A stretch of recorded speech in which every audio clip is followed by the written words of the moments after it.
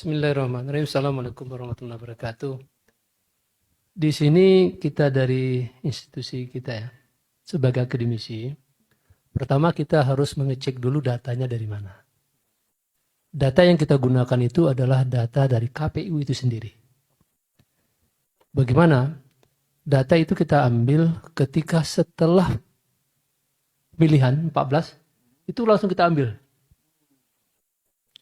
Nah, sebelum terjadi huru hara kita ambil dulu. Kita ambil. Nah, kenapa? Sudah diantisipasi ini ya, bakal terjadi huru hara ya. Karena belajar dari 2019. Nah, di situ itu kenanya. Jadi kita ambil dulu, Pak. Karena kita sudah berpikir begini, ini belajar dari, ini tidak menuduh, tetapi adalah hipotesis, pengalaman sebelumnya mengajarkan sesuatu. Ini yang sangat penting ini. Saya melihat bahwa begini, dari akademisi, kita bukan saya, kita tim lah dari akademisi itu melihat kok semua quick count itu jumlahnya hampir sama. Itu harus sebagai orang IT, apalagi dia forensik, itu bertanya harus tanya terus tajam itu. Angka menunjukkan sesuatu cerita di balik itu. Kalau orang forensik bercerita, melihat angka itu dia tuh ada cerita di balik itu gitu loh.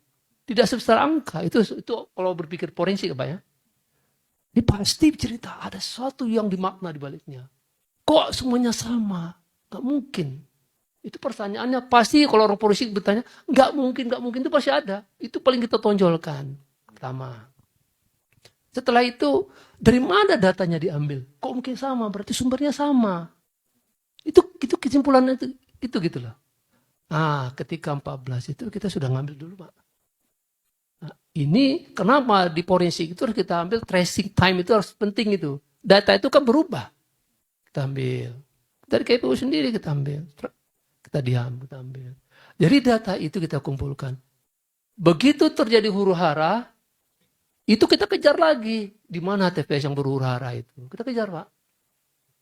Itu kita tracing itu data itu. Sampai sekarang ini KPU kalau nggak salah itu dihentikan ya. Shutdown katanya. Cleaning kan? Di cleaning kalau nggak salah di cleaning ya. Dibersihkan 2 hari. Dibersihkan 2 hari katanya. Kalau orang IT mengatakan cleaning itu ada makna tersirat di belakangnya. Ada tersirat. Tapi kita kan tidak bisa menuduh. Kita kan bicara IT. Apalagi cara forensik. Ini berarti ada cerita di belakangnya. Nah, disitulah data itu kita olah, Pak. Dari data itulah baru kita buat hipotesis. Nah, contoh tadi kan satu TPS tuh. Itu ada ratusan ribuan TPS kita tracing.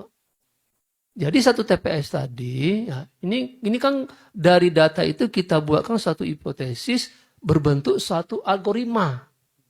Kan kalau kita bicara IT itu algoritma semuanya bicara itu. Kenapa angka ini muncul sendirinya, dia sendiri tegak gitu loh. Itu pasti datang dari mana gitu loh. Itu kita pertanyakan, Pak. Setiap angka pasti kita tanya satu-satu dari mana. Oh, yang dirubah kan ini, variabel yang dirubah kan ini. Kenapa ini datang gitu loh. Kan nggak mungkin tiba-tiba datang sendiri gitu. Pasti ada dari mana datangnya. Itu kita tracing gitu. Baru kita baca logikanya di belakang. Setelah itu perubahan ke depan apa? Oh, berarti kita, makanya tadi itu, Pak. Berarti apa kesimpulannya? Data ini adalah standing di situ seperti orang itu berdiri aja dari awal situ, nggak berubah-ubah dia. Kita berubah. Makanya kita lihat tadi sebelum, saat, dan setelah. Di saat pemilu dia sama, ada kan di bawah itu sama kan. Ketika selesai sama juga. Berarti apa? Sebelum pasti sama dong. Kan nggak mungkin kalau kita ambil dari atas kembali, nggak mungkin dia ada di situ. Secara logika IT nggak mungkin ada. Berarti dia datang itu dari sebelum setengah nih, baru kita kembalikan gitu loh, Pak. Ini ada kaitannya dengan 54 juta DPT yang ganda itu tidak kira-kira? Kalau itu kita tidak bisa pastikan ke situ, Pak. Belum tentu dari situ ya? Belum tentu. Kenapa? Itu kalau logikanya begini loh, Pak. Kalau apa yang dilihat dari situ itu, kan dilihat tadi itu, berarti apa? Kembali kepada quick count tadi itu. Yang 50 tadi, Pak. 58 ya. Kembali ke sana itu tuh. Karena dia standing dari sebelum, saat, dan setelah. Data itu sama standing itu tuh. Berarti di lock dia kunci di situ. Dikunci Pak. Kita kan dikunci tadi itu nampak. Kenapa Pak dikunci itu? Berarti saya pikir, oh gini secara logika ya. Forensiknya bermain di situ. Berarti ada. Logiknya mengatakan statement ini sumbernya pasti sama, satu gitu loh. Cuma begini, kan harus ada pembuktian. Kembali kepada Pak Ucok tadi itu. Pak Ucok, kalau kembali ke MK, paling-paling ya, maaf cerita 2019 kita pengalaman itu. Nah, ya. Kalau secara IT, digital forensik bisa menemukan itu.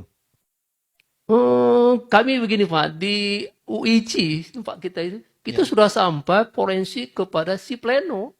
Oh, oke. Trace out-nya, segmentation, sama tanda pemalsuan tanda tangan, itu sudah bisa mendetek itu. Oh, sampai soal pemalsuan Sampai sana, itu kecanggihan kita, alhamdulillah. Oh, oke. Jadi, jangan dikata, ya alhamdulillah kami baru ya. Itu rektor kayu. Insan Cita itu ya? Insan Cita. Ya, ya. Jadi, di situ tuh kita memang spesialis daripada artificial intelligence. Spesialis intelligence kita gunakan untuk forensik, kita membantu negara ini ya. Konsentrasi untuk membantu negara. Jadi kita sudah bisa sampai itu adalah forensik story ya, time series itu baru. Nanti ada forensik metadata Pak. Metadata. Dari metadata nanti baru kita masuk kepada image recognition. Image recognition itu menggambarkan, contohnya nih, ketika itu misalnya, contoh nih, kita berlima sepakat menduplikasi. Saya tanda tangan gini. Kalau dilihat kasat mata nggak kelihatan Pak. Tapi begitu saya masuk forensik, saya nampak tuh Pak, ini dibuat di mana? Artinya apa? Apakah di luar, apakah di dalam? Contoh ini ada cahaya ini. Cahaya nih. Begitu saya tanda tangan sesuatu sini, begitu saya masukkan ini, saya akan dapat tuh cahaya dari sebelah sini. Ini nggak mungkin matahari. Pasti dalam ruangan.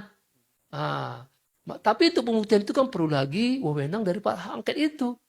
Makanya saya di segi IT, kalau boleh, DPR golkan aja hak angket ini. Dari sini baru kita buka semua di situ. Begitu pembuktian tadi, karena ini baru hipotesis, tapi secara logika masuk kan. Kenapa? Hipotesis ini kita buat. Tapi tanpa pembuktian dari simulasi kembali kan nggak mungkin. Harus kita simulasikan kembali. Istilahnya begini loh Pak dalam eksperimen apa? Ini hipotesis. Kita buat eksperimen kan? Pembuktian hipotesis kan eksperimen. Untuk pembuktian lebih besar lagi ke lapangan. Nah ke lapangan itulah kita minta di DPR untuk angket tersebut. Begitu Pak. Jadi kalau diberi kewenangan oleh DPR dan diberi akses, itu mungkin dilakukan di digital forensik untuk mencari penyimpangan-penyimpangan yang dilakukan itu. Insya Allah mungkin sekali. Mungkin sekali. Ya? Mungkin sekali. Meskipun katakanlah sekarang mereka mencoba menghilangkan jejak digitalnya begitu. Nggak bisa Pak. Jejak digital nggak bisa. Nggak bisa. Nggak bisa. Itu nggak bisa.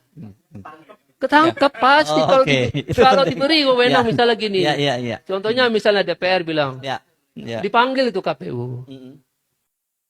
Buka semua katanya. Itu berhubungan ke server Pak. Nggak mungkin orang server itu dia menghilang. Nanti terrekodnya itu di dunia lagi. Meskipun servernya disebutkan di Singapura dan di Cina. Bisa. Bisa kita lakukan. Insya Allah bisa Pak. Itu yang tapi ada legalitas dari pemerintah. Ada pemerintah mengatakan harus begini. Orang sana harus buka Pak. Karena apa? Dia kan berhubungan ke internasional. Nggak mungkin. Kalau tidak, track record mereka jatuh. Jadi kepercayaan image dunia turun. Sekarang ini untuk itu mungkin seharusnya ini hak angket ini digulirkan betul. IT bekerja. Bagaimana itu nanti itu ya saya yakin loh Indonesia ini punya orang IT yang banyak, yang pintar-pintar, yang jujur masih banyak gitu loh. Oke, mantap. Oke, terima kasih Pak Jaswar Koto ya. Ini saya cuma memberikan keyakinan aja untuk apakah itu dilakukan. Jadi apa yang bisa kita simpulkan bahwa dengan hak angket ini bergulir itu sebenarnya bisa membuka semua kotak Pandoranya begitu ya, kotak Pandora kecurangan pemilu 2024 ya. Oke. Bisa Pak. Jadi mungkin saya tambah. Hak angket ini kan memberi legalitas sebenarnya. Kan kita kan perlu legalitas Pak. Sebenarnya IT itu bisa dia masuk ke rumah orang secara diam-diam Pak.